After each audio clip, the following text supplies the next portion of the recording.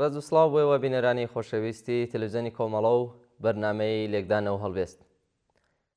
ئازیزان، وڵاتی عێراق بەرەوە هەڵبژاردنی پارلەمان دەچێت. بەڕێز عوسمانی حاجی مارف نووسراوەیەکی هەیە دەربارەی حکوومەتی دوای هەڵبژاردن لە عێراق.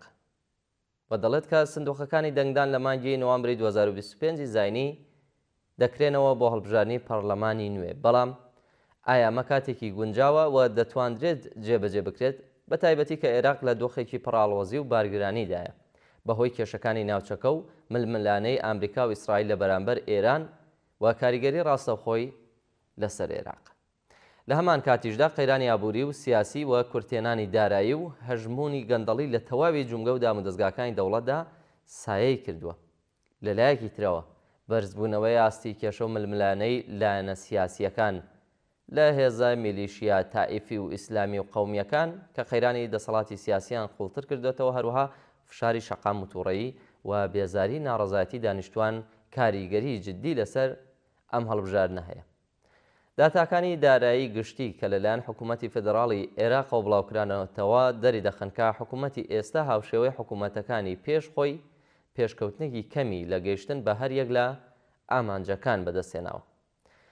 لە ئەنجامدا عێراق ڕوبەڕووی کورتێنانێکی دارایی نوێ دەبێتەوە کە بەهۆی دابەزینی نرخی نەوتەوەیە، واتە بەمانەوەی نرخی نەوت لە دەوروبەری $67 بۆ هەر بەرمیلێک داهاتی نەوت کە زیاتر لە 93 کۆی داهاتی حکوومەت لە ساڵی 2025 پێک دەهێنێت. چیتر بەز نییە بۆ دابینکردنی خەرجیە گشتیە پلان بۆ داڕێژراوەکان لە وڵاتەدا. ئەم فشارە داراییە ئاماژەیە بۆ ئەوەی کە حکوومەتی سوودانی هێشتا لە میراتی وابەستەی بە نەوت ڕزگاری نەبووە. هێشتا خەرجکردنی موچە لە داهاتی نەوت دابین دەکات و نەیتوانیوە چاکسازی پێویست بۆ بنیاتنانی ئابوووریەکی گەشە سەندوو بەدەست بهێنێت. لە هەمان کاتدا چاوەڕوان ناکرێت هیچ حکوومەتێک لە ماوەی یەک خولی 4 ساڵی داهاتوودا دوای ئەم هەڵبژاردنە چارەسەری ناهاوسەنگی باری ئابووری عێراق و پرسە داراییەکان بکات. بەڵام گەر هەر حکوومەتێک پێک هات دەبێت بتوانێت دەرفەت بقۆزێتەوە و بەرپرسیارەتی دەستپێکردنی چاکسازی ئابووری لاسۆ بگرێت. ئەمەش لەم دۆخەنا لەبارەی ئێستا و دەسەڵاتێکی پڕشۆبڵاوی چەند جەمسەری پێک هاتوو لە هێزی میلیشیا نەخشەیەکی سەخت دەبێت. ناوبڕێکی کورت ببینم بە درێژێن بابەتە دێمەوە خزمەتە.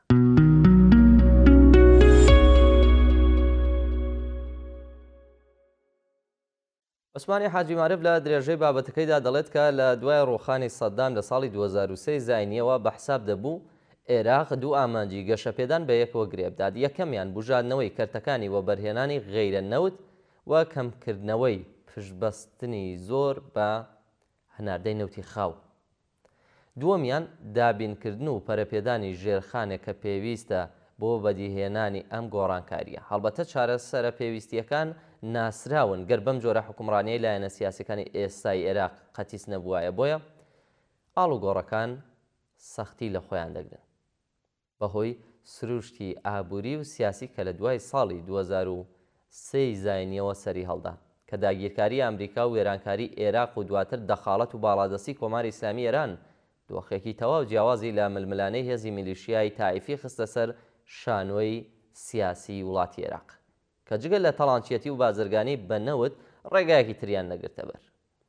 لە پێناو بەدەستێنانی داهاتێکی زۆر لە کورتترین ماوەدا ئەمەش گەورەترین بربەست بووە بۆ ئەوەی حکوومەت یەک لە دوای یەک کە دێن نەتوانن و نایانەوێت چاکسازی ئابووری و گەشەپێدانی جددی جێبەجێ بکەن.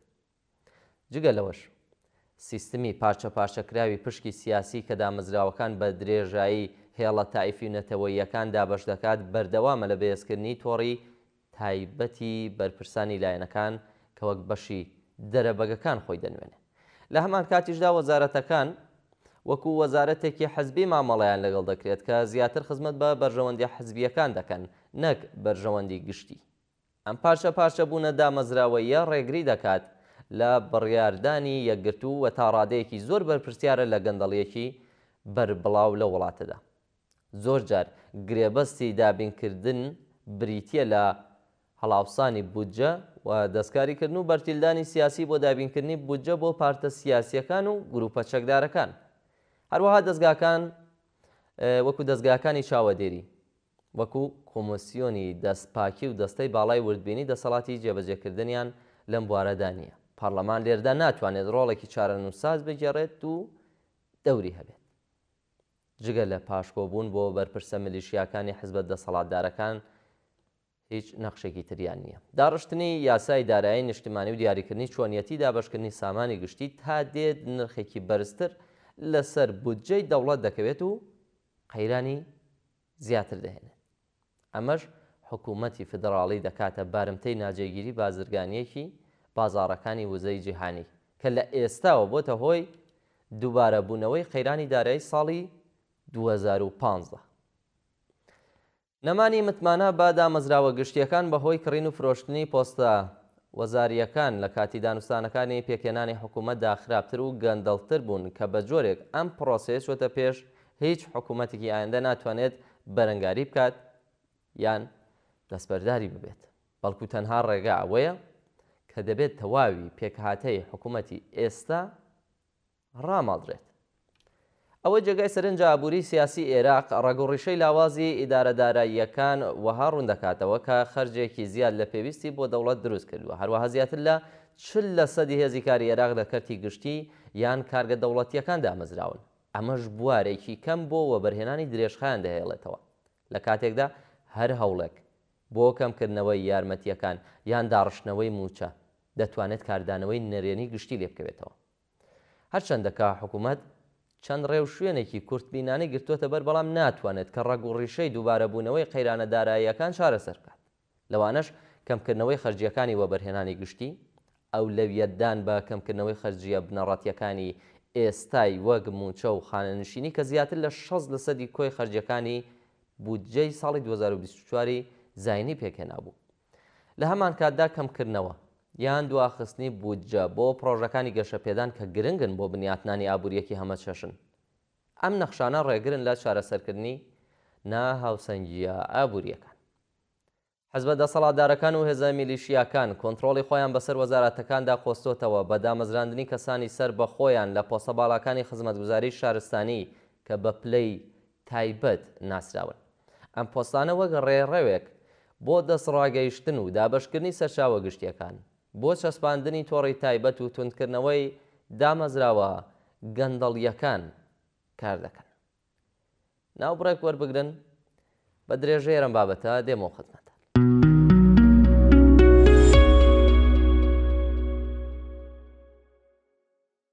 نووسەر لە درێژەی بابەتەکەیدا دەڵێت کە بەجیا لەم دۆخەی ئابووری و داراییەی 20 ساڵە لە ژێر سایی کۆنتڕۆڵی بەڕێوەبەرایەتی حزبە دەسەڵاتدارەکان وا هێزە میلیشیاکاندا کە ئێستا گەیشتۆتە ئەو پەڕی قەیران و نائارامی و کاریگەری لەسەر ململانەی لایەنەکان دەبێت لەم هەڵبژارنەدا لە هەمان کاتیشدا گۆڕانی هاوکێشەی سیاسی و هاوسەنگی هێزەکان دۆخێکی تازە لە دۆخی سیاسی ئێستا عێراق و ناوچەکەی هێناوەتە پێشەوە کە ململانەی لایەنەکان لەم دەورەی هەڵبژارنەدا تەواو جیاواز دەبێت لە چاودەورەکانی ساڵی پێشوودا واتە بەجیا لەم ئاڵۆزی دۆخە ئابووریە کە باسکرا لە هەمان کاتیشدا گروپەکانی چوارچێوەی هەماهەنگی کە ئێستا پێکهێنەری حکوومەتی عێراقن هەروە هێزەکانی حەشدی شەعبی دەرگیری چەندین کێشەی جددین.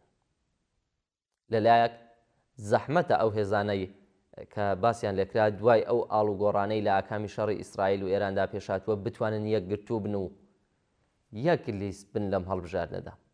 هێزەکانی حەشدی شەعبیش لەژێر کاریگەری مەترسی هەڕەشەی ئەگەری هەڵوەشاندنەوەن لە ڕێگەی لێدانی ئەمریکا و ئیسرائیلەوە.